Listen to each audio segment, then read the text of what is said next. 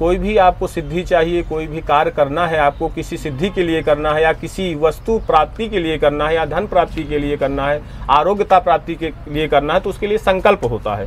जो आप संकल्प में बोलेंगे वही आपको प्राप्त होगा। एक भक्त है, उनको कुछ शारीरिक कष्ट था। अच्छा। तो करीब वो 5-7 मंगलवार से चढ़ा रहे हैं। धीरे धीरे करके खुद अपने आप बताते हैं कि हनुमान जी की कृपा है, मैं पहले से स्वस्थ हूँ और मैं थोड़ा सा जो है बड़ा प्रसन्न मुद्रा में रहता हूँ। जब से हनुमान जी की सेवा आराधना, चोला चढ़ाता हूँ हनुमान जी का, उन्हीं का चढ़ाया हुआ चोला है। अच्छा। हाँ हाँ हाँ।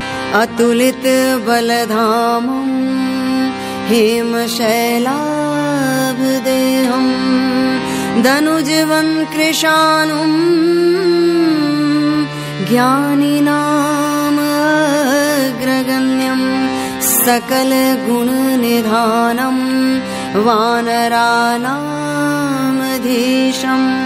रघुपतिप्रियभक्तं वातजातं नमामि। जय सिया राम, बोलो जय सिया राम।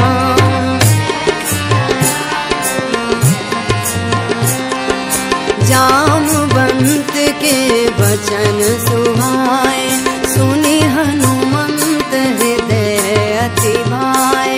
तब लगी मोहि परखे हूँ तुम भाई, सही दुख कंद मूल फल खाई।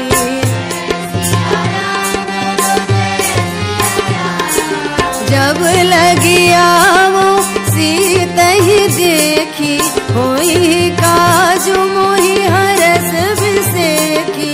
यह कही नाई सबनि कहूँ माता, चले हरसी धरि रघुनाथा।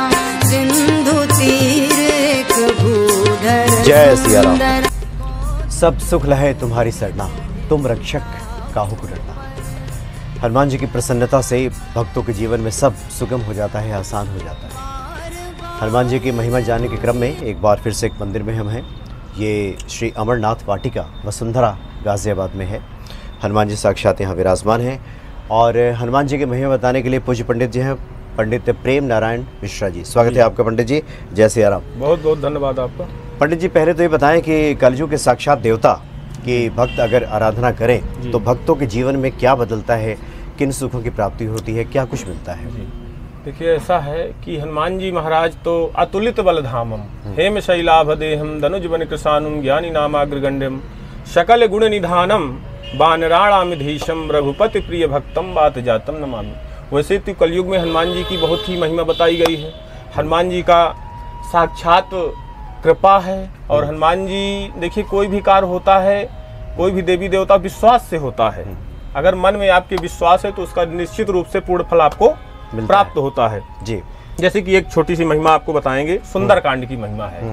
हनुमान जी महाराज के सामने एक घी का दीपक जला करके अगर आप रात्रि 9 बजे सुंदरकांड का पाठ करते हैं, अच्छा, तो जो भी भक्त की अभिलाषा होती है, जो भी मनोकामना होती है, अगर वो सच्चे मन से, हृदय से, भाव से उसका पाठ करता है सुंदरकांड का, तो उसको निश्चित रूप से, वो चाहे उसको कोई शारीरिक बीमारी हो या धन संबंधी कोई उसको परेशानी हो या किसी भी प्रकार की उसको अगर कोई कष्ट है, तो वह पूर्ण रूप से उसको फल प्राप्त होता है। लेकिन उसको 40 दिन तक सुंदरकांड का पाठ जो है उसको करना ये रात्रि 9 बजे के बाद। रात्रि 9 बजे। इसकी संपूर्ण विधि क्या होगी? अगर कोई भक्त अगर करना चाहे तो कब से शुरू करे? वैसे तो इसकी विधि मंगलवार है या शनिवार है, अच्छा, है ना। कोई विशेष महीना है ना, मार्गशीर्ष का है या माघ का महीना है, हिंदी में अगर कहा जाए, है ना। और वैसे तो शुभ मुहूर्त किसी भी मन में अगर कभी भी आ जाए कि भाई हमें पाठ करना है, पूजा करना है, कोई हमारे लिए कष्ट है, तो उसके निवारण के लिए आप जो है एक पहले बात तो मंदिर में एक गाय के घी का दीपक जला करके और रात्रि में 9 बजे, अगर आपको मंदिर में कुछ प्रॉब्लम है तो अपने घर में भी एक हनुमान जी की प्रतिमा रख करके और एक गाय के घी का दीपक जला करके और सुंदरकांड भगवान हनुमान जी का थोड़ा पूजन कर ले, अच्छा, है ना। धूप दीप से धूप दे जो जपे हमेशा, ताके तन नहीं रहे कलेसा, है ना।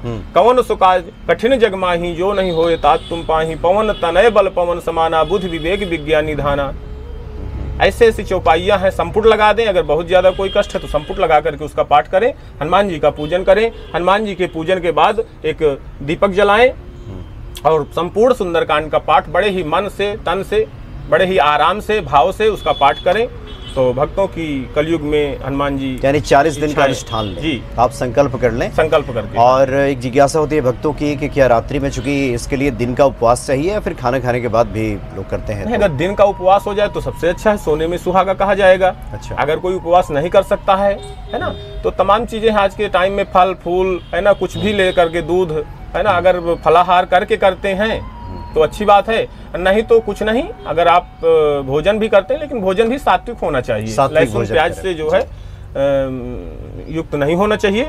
और शाम को जो है हाथ पैर धुल करके, अगर गर्मी का दिन है तो स्नान करके और बैठ करके और भगवान जी हनुमान जी की आराधना करके एक दीपक जला करके और सुंदरकांड का पाठ करें, तो मन चाहिए उनको जो भी वस्तु हो, जो भी उनको चाहिए वो प्राप्त होगा, यानी अभिष्ट प्राप्त हो जाएगा, अभिष्ट प्राप्ति होगी उनको। और ये जो पाठ करना है 40 दिनों का, तो क्या हम लगातार करें या प्रत्येक मंगल शनि ऐसा जोड़ें? और देखिए, अगर लगातार करेंगे तो उसका फल विशेष रूप से प्राप्त होता है। अच्छा। अगर उसमें मंगल शनिवार को करेंगे तो उसका अलग फल है।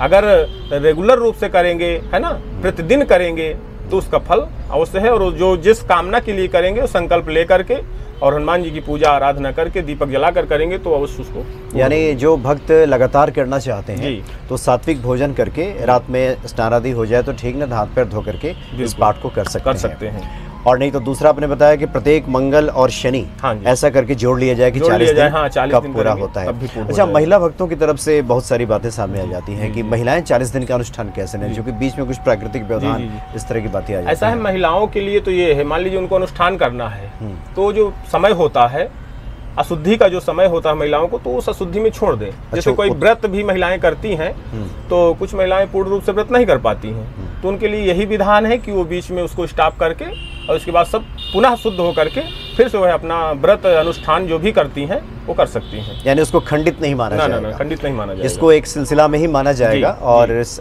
व्रत की कड़ी में ही वो जुड़ेगा। जी, बिल्कुल, ऐसा ये हो सकता है। अच्छा पंडित जी, जो कि आपसे तो काफी लोग मिलने आते रहते होंगे, तो ये आपका स्वानुभव भी है कि अगर इस तरह का पाठ किया जाए तो? स्वानुभव है, हाँ। अच्छा, कई प्रकार के हनुमान चालीसा है, सुंदरकांड है, बजरंग बाण है ना, और हनुमान जी के जैसे चोला यहाँ पर हर मंगलवार को चढ़ता है। एक भक्त है, उनको कुछ शारीरिक कष्ट था। अच्छा। तो करीब वो 5-7 मंगलवार से चढ़ा रहे हैं। धीरे धीरे करके खुद अपने आप बताते हैं कि हनुमान जी की कृपा है, मैं पहले से स्वस्थ हूँ और मैं थोड़ा सा जो है बड़ा प्रसन्न मुद्रा में रहता हूँ। जब से हनुमान जी की सेवा आराधना, चोला चढ़ाता हूँ हनुमान जी का, उन्हीं का चढ़ाया हुआ चोला है। अच्छा। हाँ।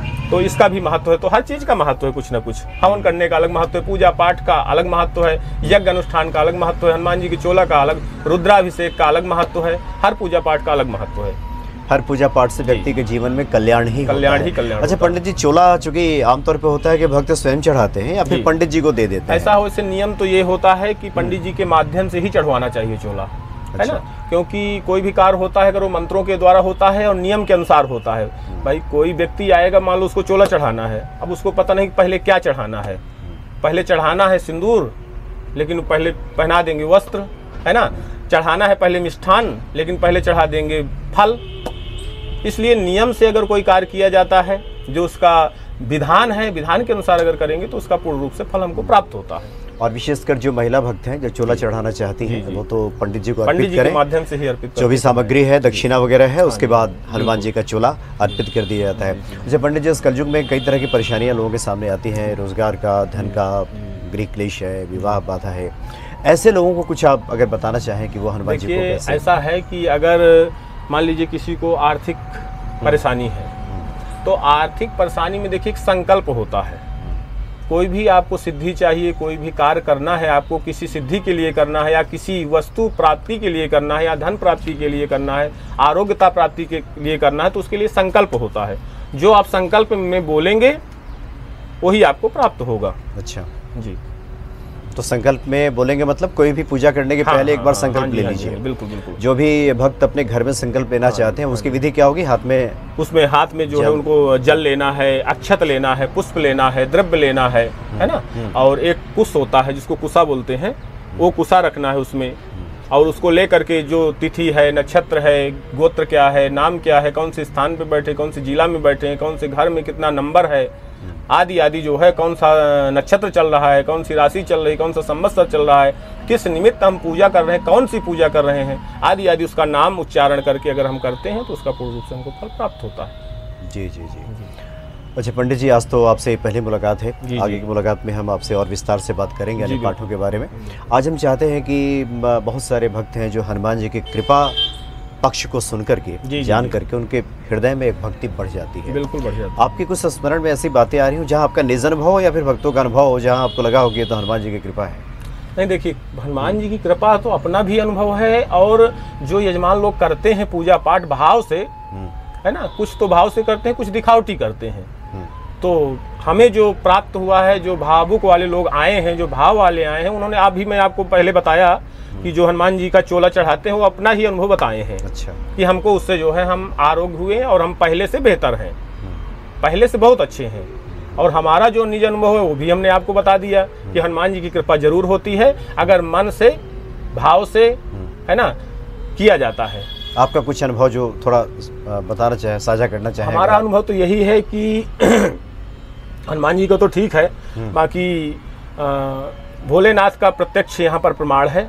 हनुमान जी तो है ही है, ये स्वयं भोलेनाथ ही है, स्वयं भोलेनाथ है। और जो है हनुमान जी स्वयं भोलेनाथ है, भोलेनाथ स्वयं हनुमान जी हैं, है ना। तो इनकी सब कृपा है, सब एक ही है। तो अनुभव यही है कि जो भी हमने, अब उसको हम बता नहीं सकते हैं करके, जितना लेकिन कई बार ऐसे हमें अनुभव हुआ। हमारे जीवन में भी कष्ट आते हैं, ऐसा नहीं है कि हम लोग पूजा पाठ करते हैं, हमारे जीवन में भी कष्ट आते हैं, लेकिन उन कष्टों का हनुमान जी और बाबा भोलेनाथ जरूर निदान करते हैं। लेकिन उसके लिए कुछ कार्य करना पड़ता है, तो वो कार्य हमने किया और उससे हमें जो है उससे लाभ हुआ। भक्तों कल्याण के लिए अगर आप बताएं कि, हाँ, भक्तों के कल्याण के लिए कौन सी पूजा अगर भक्तों के कल्याण के लिए तो कलयुग में सुंदरकांड रामबाण है। अच्छा। है ना, सुंदरकांड है, हनुमान चालीसा है ना, और भगवान हनुमान जी का चोला है, और भी कई प्रकार के तंत्र मंत्र वाले होते हैं, लेकिन वो हम लोग जो है मतलब सात्विक के गृहस्थ के लिए जो पूजा है, के लिए और भगवान शिव को तो आप जलाभिषेक बिल्कुल करें, जल चढ़ाएं, रुद्राभिषेक कराएं, तो कई प्रकार के अभिषेक भगवान शिव तो प्रसन्न हो जाते हैं। बिल्कुल बिल्कुल। और हनुमान जी तो ऐसे हैं जो जन्म जन्म के दुख को विसार देते हैं, मिटा देते हैं। और दोबारा मुलाकात में फिर भगवान शिव जी के भी बारे में विस्तृत चर्चा की जाएगी। जरूर जरूर। बहुत बढ़िया लगा पंडित जी आपसे बात करके, और निश्चित तौर पे हनुमान जी के प्रति जो आपने बातें बताई हैं, भक्तों के हृदय में श्रद्धा, विश्वास और मजबूत होगी। बहुत बहुत धन्यवाद आपका। जय सिया राम। जय सिया राम।